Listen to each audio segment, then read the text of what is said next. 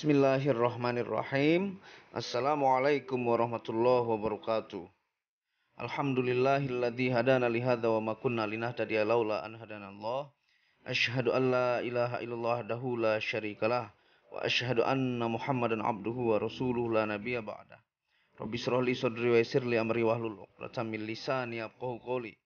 Alhamdulillah, pada kesempatan kali ini bersama saya lagi dengan Muhammad Hamdan Al-Ghazali dalam Tauhid Metafisik. Pada kesempatan kali ini kita akan membahas tentang apakah PKI atau Partai Komunis Indonesia sama dengan ateis atau ateisme, yaitu faham yang tidak percaya kepada adanya Tuhan. Simak penjelasannya, selamat menikmati. Sebelum kita memulai video ini, jangan lupa Anda bantu dukung channel ini untuk mengembangkan dengan mengklik lambang merah gratis subscribe dan lonceng notifikasi supaya Anda update tentang video-video terbaru yang jarang dibahas oleh orang-orang di Nusantara, ilmu vibrasi antara diri dengan alam semesta, ilmu metafisika modern, ilmu kebatinan, dan ilmu benda bertuah. Alhamdulillahirrabbilalamin. Pada kesempatan kali ini kita akan membahas tentang rinci antara PKI atau Partai Komunis Indonesia dengan ateis atau ateism atau ateisme. Mungkin Anda sudah kenal tentang PKI. Banyak informasi yang Anda dapat tentang apa itu PKI. Yang sekarang kita akan lebih jelaskan yang mungkin Anda belum terlalu dalam mempelajari tentang ateisme ini, bahwa ateisme adalah sebuah pandangan filosofi yang tidak mempercayai keberadaan Tuhan atau dewa-dewi ataupun penolakan terhadap teisme. Teisme adalah paham yang mengaku adanya Tuhan. Jadi mereka menolak terhadap kepercayaan tentang adanya Tuhan. Dalam pengertian yang paling luas, ia adalah ketiadaan kepercayaan pada keberadaan dewa atau Tuhan. Tuhan dengan T besar merujuk pada Tuhan monoteisme, manakala Tuhan dengan T kecil merujuk pada Tuhan atau dewa semua kepercayaan secara umum. Penulis Prancis abad ke-18, Baron de Holbach, adalah salah seorang pertama yang menyebut dirinya ateis dalam buku Système de la Nature tahun 1770. Ia melukiskan jagat raya dalam pengertian materialisme filsafat, determinisme yang sempit, dan ateisme. Buku ini dan bukunya yang berjudul Common Sense pada tahun 1772 dikutuk oleh Parlemen Paris dan salinan-salinannya dibakar di depan umum. Istilah ateisme berasal dari bahasa Yunani, yaitu atheos, yang secara peyoratif digunakan untuk merujuk kepada siapapun yang kepercayaannya bertentangan dengan agama atau kepercayaan yang sudah mapan di lingkungannya. Dengan menyebarnya pemikiran bebas, skeptisisme ilmiah, dan kritik terhadap agama, istilah ateis mulai dispesifikasi untuk merujuk kepada mereka yang tidak percaya kepada Tuhan. Orang yang pertama kali mengaku sebagai ateis muncul pada abad ke-18. Pada zaman sekarang, sekitar 2,3% populasi dunia mengaku sebagai ateis, manakala 11,9% mengaku sebagai non-teis. Sekitar 65% orang Jepang mengaku sebagai ateis, agnostik, ataupun orang yang tak beragama, dan sekitar 48% di Rusia. Persentase komunitas tersebut di Uni Eropa berkisar antara 6% di Italia sampai dengan 85% di Swedia. Banyak ateis bersikap skeptis kepada keberadaan fenomena paranormal karena kurangnya bukti empiris. Yang lain memberikan argumen dengan dasar filosofis, sosial, atau sejarah. Pada kebudayaan barat, ateis seringkali diasumsikan sebagai tak beragama atau irreligius. Beberapa aliran agama Buddha tidak pernah menyebutkan istilah Tuhan dalam berbagai upacara ritual. Namun dalam agama Buddha, konsep ketuhanan yang dimaksud mempergunakan istilah Nibbana. Karena agama ini sering disebut agama ateistik. Walaupun banyak dari yang mendefinisikan dirinya sebagai ateis, cenderung kepada filosofi sekuler seperti humanisme, rasionalisme, dan naturalisme.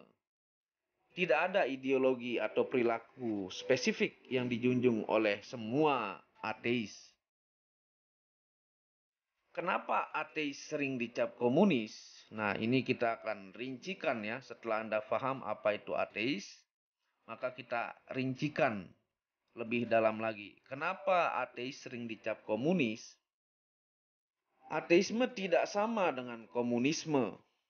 Ateisme adalah ketidakpercayaan terhadap keberadaan Tuhan, dalam hal ini Tuhan personal, Sang Maha Pencipta dan Maha Berkehendak. Sementara komunisme adalah ideologi, ekonomi, politik. Oleh karena itu, tidak semua ateis adalah komunis, dan tidak semua komunis adalah ateis. Seorang ateis bisa saja memiliki pandangan liberal, sekuler, kapitalis, atau juga komunis. Sementara itu, walaupun mungkin sebagian besar komunis adalah ateis, ada banyak orang beragama atau teis yang menganut komunisme atau paham komunis sebagai ideologi ekonomi politiknya. Di Indonesia contoh yang terkenal adalah Haji Misbah. Sementara di India komunisme bukan hanya dirangkul, tetapi juga dipimpin oleh Muslim. Sementara di Amerika Latin komunisme atau Marxisme mempengaruhi ajaran Katolik sehingga terbentuklah teologi pembebasan. Komunisme adalah paham yang menolak kepemilikan barang pribadi dan beranggapan bahwa semua barang produksi harus menjadi milik bersama. Ini bertujuan agar tidak ada hierarki buruh pemilik modal karena sistem kapitalis cenderung mengeksploitasi manusia.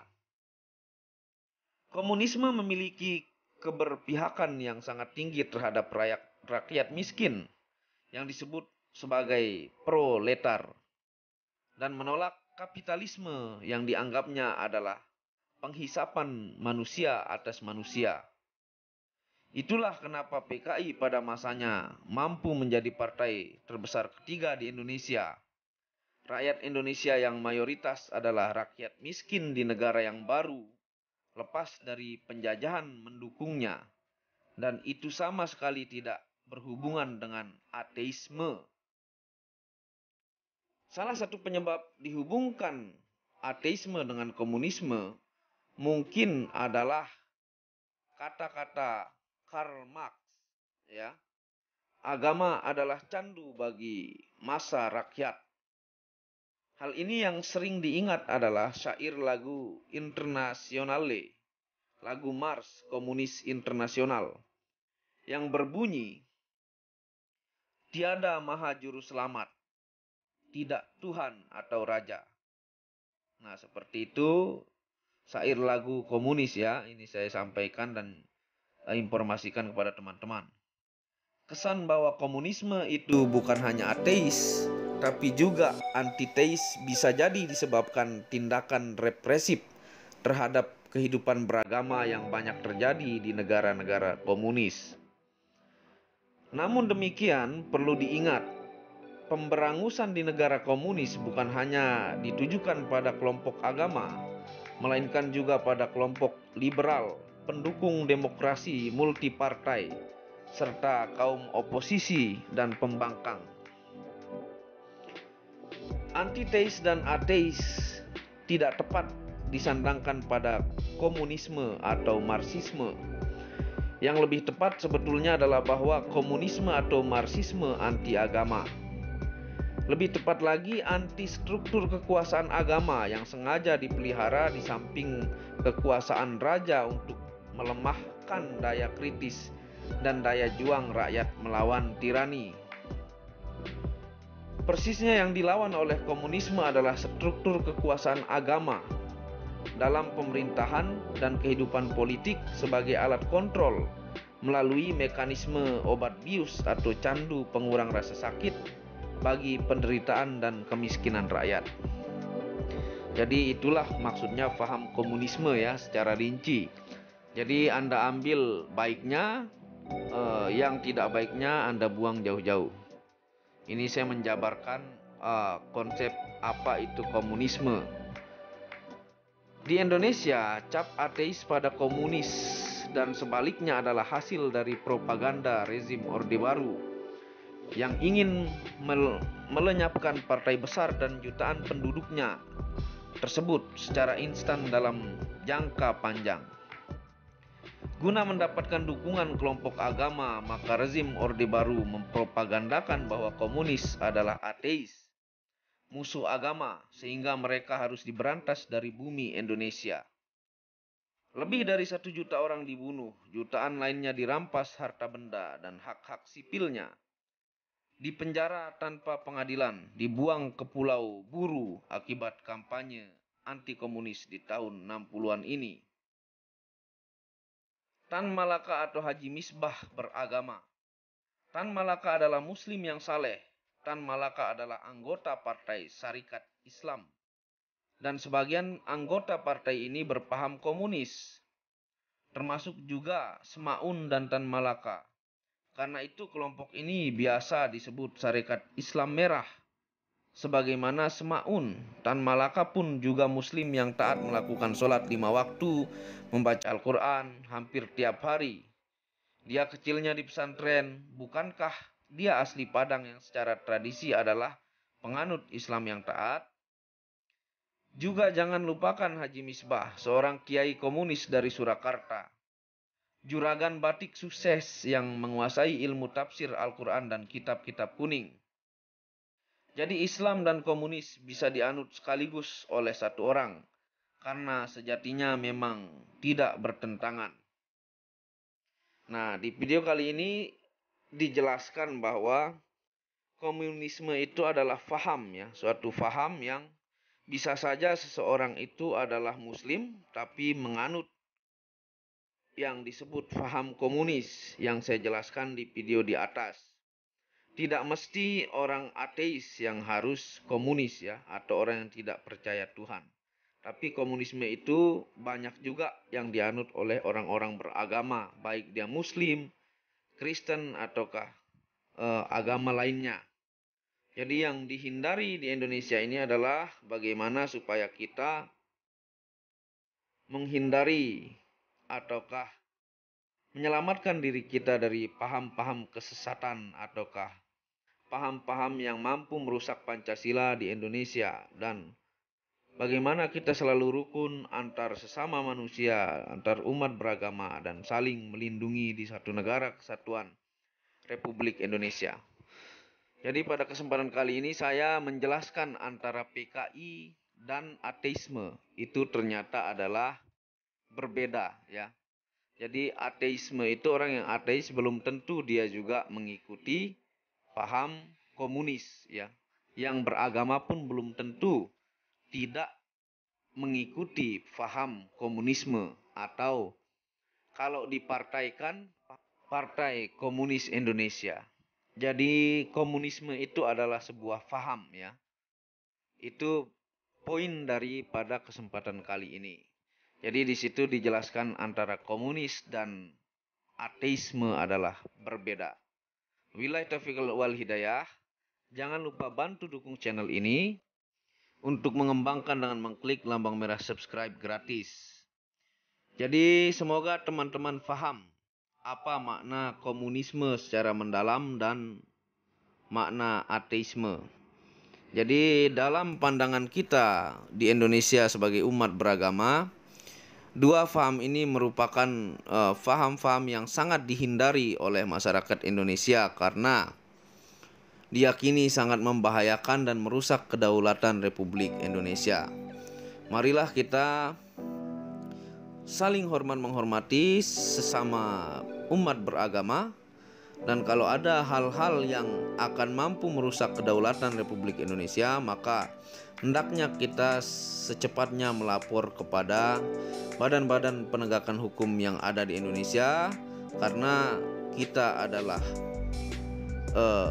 sesama saudara meskipun berbeda agama, tetap saling menghormati dan menjaga kedaulatan Republik Indonesia. Wabillahi taufiq wal hidayah. Assalamualaikum warahmatullahi wabarakatuh.